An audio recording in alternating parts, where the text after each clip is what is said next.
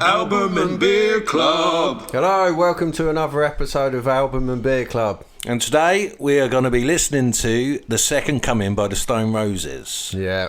Which is their long-awaited second album. Yeah, follow up to their self-titled album. Yeah, Stone Roses, which come out in 1989, was it? 1989, yeah. And this one took so long to come out. It wasn't until the 90s it come out, was it? It was released, let me have a little look, it was released 5th of December 1994. That's mental, isn't it? Because the musical landscape had changed so much since the baggy 80s with the Manchester scene to the grunge movement into Britpop, and they still ain't coming back yet. Yeah. I mean, Jesus came back after 3 days, the second coming. Did he? Yeah, it took them 5 years, didn't it? Yeah. It took longer than Jesus, version. And he was dead.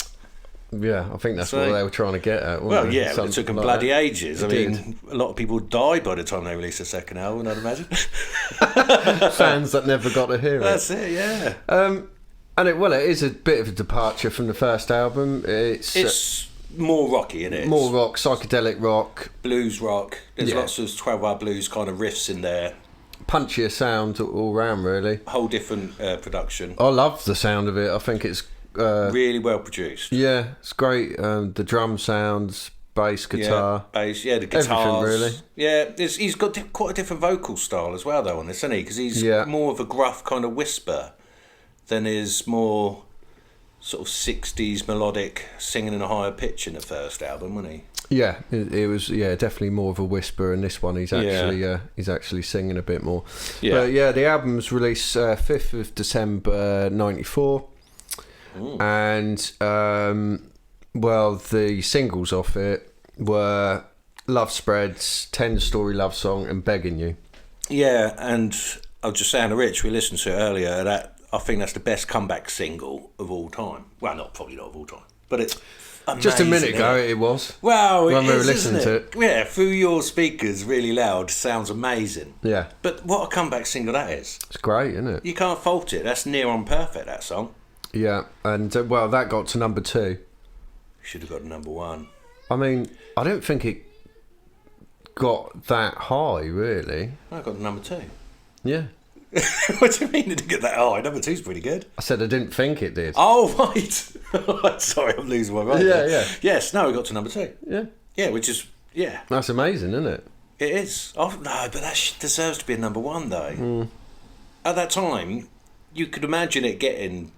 obviously to number 1 because you had Oasis and Blur and all that, didn't you? Sort of just coming out. Yeah. There was lots of guitar bands about, weren't there? So, it's every opportunity to. Yeah. Obviously, they wouldn't have got. Did they get number 1? I don't think they've had a number 1, did they? I don't think they did in their first time round because it was sort of more independent charts. I'd imagine they were on than Top of the Pops. Were they on Top of the Pops? Yeah. Well.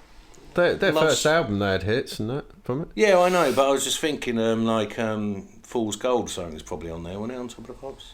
I don't know if they were on Top of the Pops, but it was a hit. It's been a hit loads of times, that one. Yeah. Well, and the second single was 10-Story Love Song. Your favourite? It's my favourite from the album. I know it's a bit of an obvious one, but I love the way that the drums fade in. He's doing a nice little beat because it kind of falls into place, doesn't it? He does, and I like that. I mean, this whole album, there was a hell of a lot of jamming, and the beginning of that, I could tell they're thinking, that's a nice little beat you're doing there. Let's just fade that in there, and there are elements of that throughout the album where they've gone, we use that sample, that bit can go there. Yeah, definitely. Well, they had long enough to bugger about, didn't they? Yeah, well, we were listening to the B-sides, and all the B-sides are basically extended jams of the songs. I think there's one called Breakout, which is was an extended jam to the first song on the album, Breaking Into Heaven. And then there was another one which is a slowed down version of Begging You, where they've just added bits in. They had a habit of reusing things a lot. Well, because they're as bad as the Sex Pistols for having those songs. Pretty much, yeah. Do you know what I mean? They just had enough to have an album, and that's pretty much it. It was one of their favourite bands, the Sex Pistols and the Clash, and maybe that's what it is. Yeah. Well, Clash had plenty of songs. They did, yeah. Had enough for everyone. And the last single off of it was Begging You, which I really like. It's odd, because it's kind of a cross between dance as well. Yeah. Was it before Prodigy started being a bit rocky with their stuff, or was it the same sort of time? Do you know what I mean? Because it could nearly for be the Duke generation. Yeah, it could nearly be a Prodigy kind of song with dance elements to it. But and there was a lot of stuff around about that time, wasn't there? Chemical Brothers and all that lot. I'd say it is like a continuation from Fool's Gold. It was almost like this is how we're taking that step. I really like that sort of stuff. And, well, it works with Rennie's drumming, doesn't it? It does, yeah. His beats were brilliant, so yeah. Yeah, as awkward as he is. Don't get me started. He's my least favourite member of the band. I know, because he's stopped so much from happening. He's awkward. Well, he keeps quitting. Well, he did when they were together. He'd just storm off mid-tour, mid-gig. Yeah. And Ian Brown's got to stand there and say, sorry. What did he say? He said, sorry, our drummer's a C word. Yeah. And he's gone home, so can't play any more songs. Yeah. It's well embarrassing. You've seen that footage? I have, yeah. I think it's somewhere in Spain or something like that. And it's just, who fucks off mid-gig, gets in a taxi and goes? Yeah. Leaving your bandmates there to apologise. Well, they were going to do a new album. They had the material for it more recently, the last time they were together. But he didn't want to... He didn't think the song's good enough, or he didn't want to get involved for whatever reason, so... that got scrapped. There you go. Hence he's my least favourite. Yeah. With this album, it was. I think they'd sorted out their legal issues, which banned them for recording for a while. Yeah. Rather being Stone Roses, rather than spending that time writing songs, and so they can go straight in the studio, they didn't. They just buggered about. Did fuck all. And then they signed to Geffen. They got a massive advance of millions of pounds, and then rather than going back into the studio, they went, let's have a year off. And did fuck all again. And had a year off. And then they got together, and then they went to, it was the studio in Wales, what was it? Rockfield studio. And they initially, John Leckie was involved initially. Yeah. And for months, they didn't record a note, I don't think, to the point... I mean, but what are you doing in the studio? Just sat there drinking tea and just watching telly or something? They were all just doing separate stuff. And then... This would just be at home. Someone might go, oh, Manny's going to do some bass next week at 10 o'clock or something.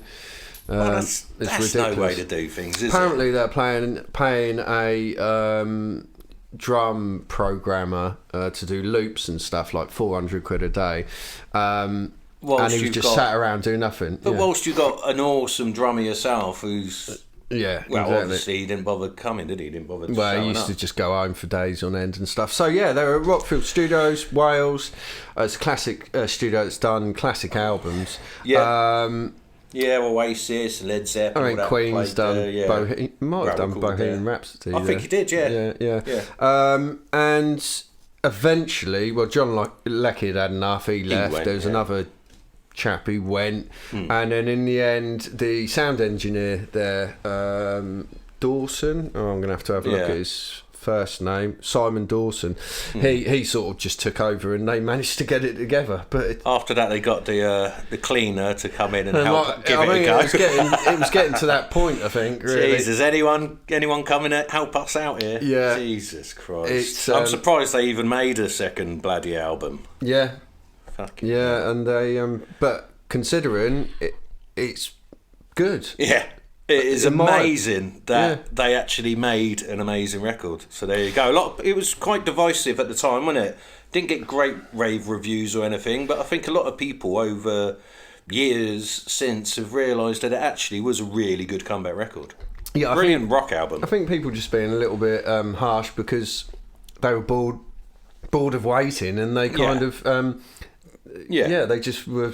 They were never going to be able to live up to the hype. Well, no, not at all. I mean, the first album's not like the best album ever. It's a great first album, but the hype got bigger and bigger the longer they left it. So then they they were shit out of luck there, because how could they then live up to the hype? They couldn't. No. But they did the best, and this is the best you could do, I think, because it's absolutely brilliant. Yeah. Should we go through the track list? Yeah, go on then. So this is the cover that got on vinyl. We just listened to this earlier, and hence why it's gone for me picking out a couple of tracks and going, I'm not too sure, to thinking I actually love all of it. One or two small bits, but that's being nitpicky. Right, so this is the back bit here, which is back of the like a canvas, front bit. And we've got Breaking Into Heaven. Yeah, the intro goes on a bit, doesn't it? Yeah, that is one of the things I'd change. The first song, Breaking in Heaven, is 11 minutes long, I think. 11 something minutes long. Yeah. But half of it is just random noises. It sounds like you're walking through like a jungle or something, isn't it? It's all these weird noise, like chirping birds. Bird sounds, noises and stuff, all this weird stuff, and bongos coming in and out, guitar bits fading in and out for fucking ages.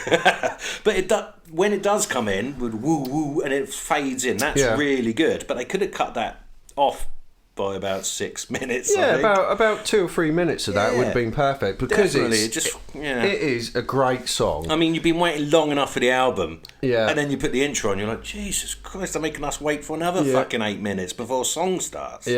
Jesus. And it's a great song, but because of the intro, it's really... It's put a lot of people off, because it's hard to get to the song, you know. I bet that's the least listened to song on the album, because you're going to have to hold down your finger on the fast forward button, on the old search one when it was on CD, Yeah. But yeah, that's a great song. Driving South. Another sort of... Another big riff one, but that's great. I mean, I love all the little drum bits and the bass bits. Then track 3 is 10 Story Love Songs, which we were saying earlier, which is personally my favourite. Yeah, I quite like that one. That was a single and ends. And then you got Daybreak. This is a daybreak. This is what we make. Yeah. Nah, it's not too bad. Yeah, it's good. Yeah. Your Star Will Shine. That's one of my favourites. I like that acoustic. Really nice words, nice harmonies. Yeah, I really like that. Good production. Yeah, it's one of my favourites. It's got a softer sort of sound to it, which is good, isn't it? Sort of mix it up. Then this one, I mean, everyone I speak to about this album, Straight to the Man, and this one was written by Ian Brown. Yeah. And I really wasn't very keen on it. I listened to it again yesterday, but tried not to sort of be too subjective about it. You know, just listen to it for what it is. And do you know what? Don't mind it. I don't like the bang bang bang. Is it like Jew's harp? It's some bouncy noises. You put it in your mouth and it's like boing. It's like that. Yeah, some Rolf Harris kind of. I don't like that. If you could take that out, for me, that would be. I'd be happy with that. Ian Brown wrote it. I mean, listen to his sort of solo stuff. There's all kinds of stuff so that sort of suits it, doesn't it? Yeah. Now, after that one is Begging You. That's great. I like that.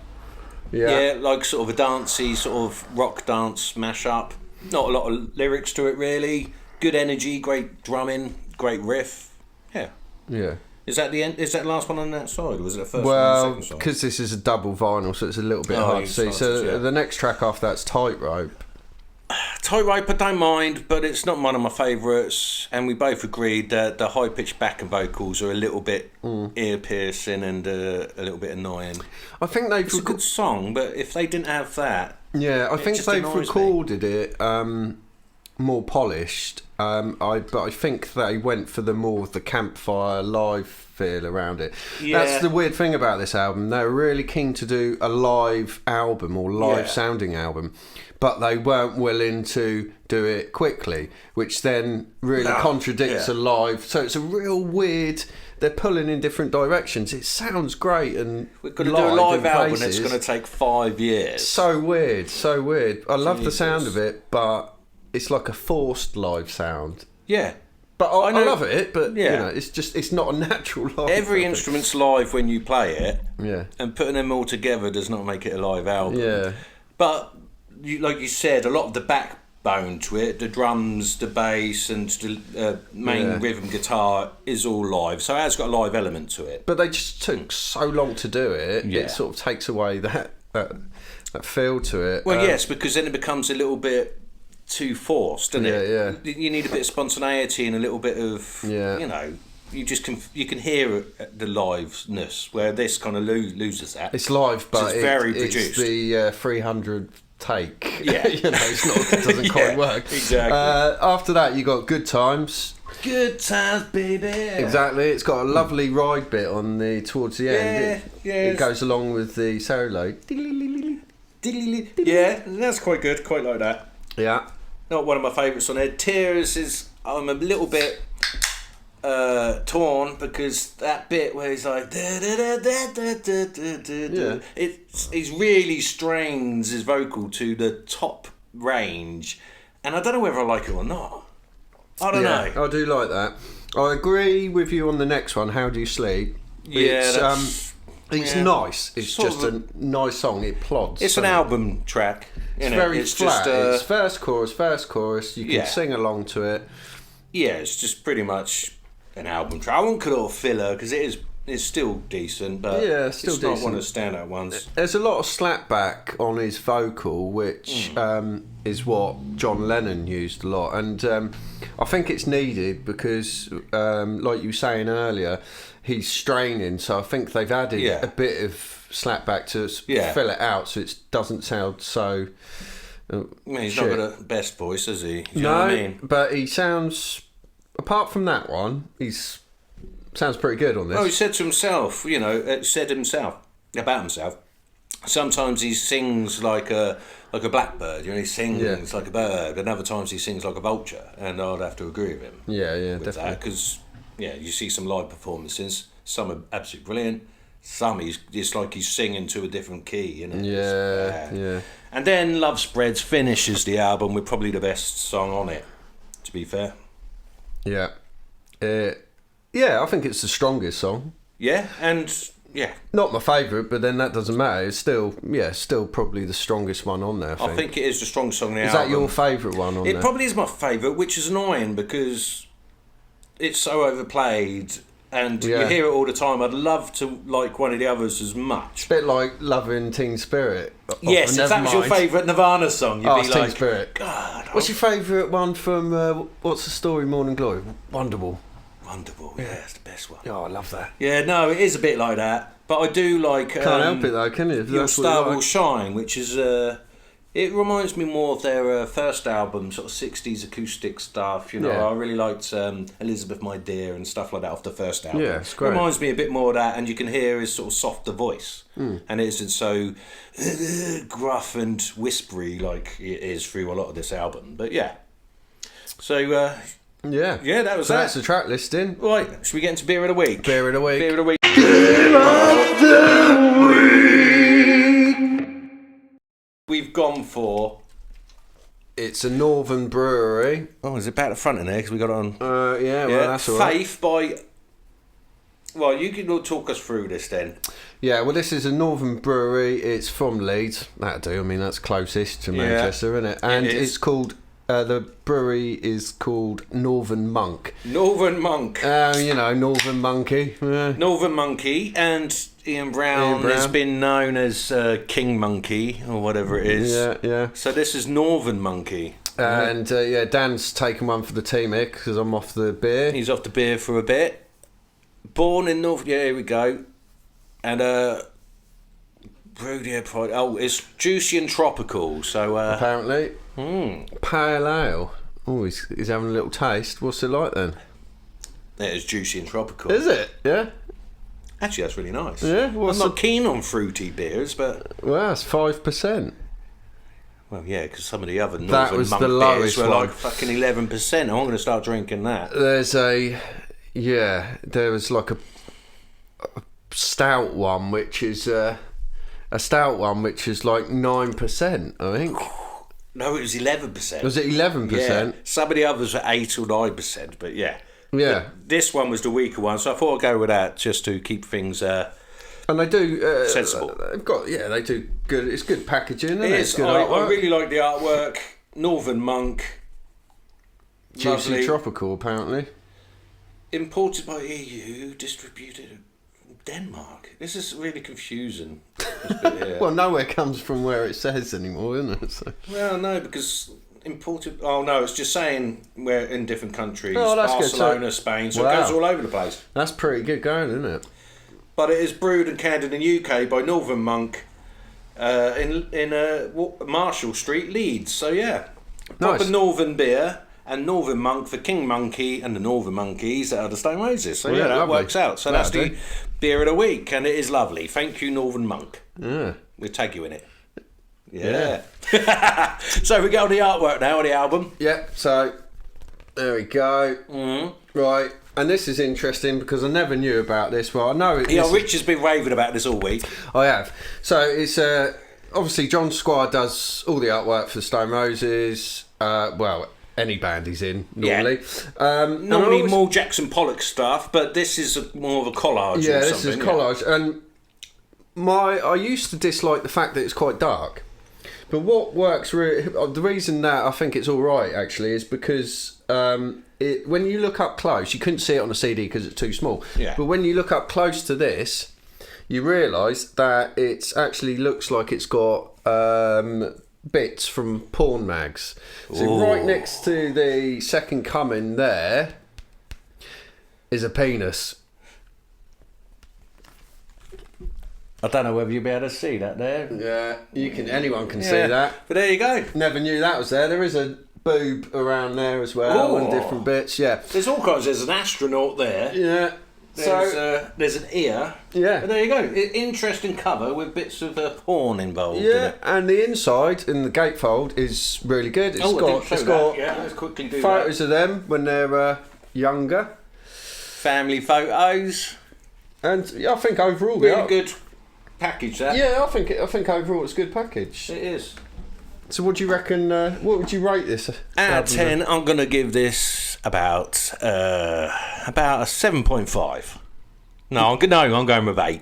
I'm going with 8. Of course, the same as the Sex Pistols one. Yes, no, I do really like this actually. I do. Well- and to re-listen to it, it's a lot better than I remembered. Even though I have listened to it quite a lot over the years, but not for a few years. But yeah. Anyway, what do you reckon? Well, okay. The highest one I've given so far is Sex Pistols. I mean, that's 9. Sometimes it would be even higher. I think I'd give this about 7.5 to 8, depending on how I feel. Brilliant. So that's pretty much I agree with you, basically. Right then. Excellent. That's it. Well, thank you very much for listening to this episode on the Stone Roses Second Coming, and we'll see you next week for another awesome, funny, and lovely episode. That's debatable. Yeah. See ya. Thanks. Bye. Album and Beer Club.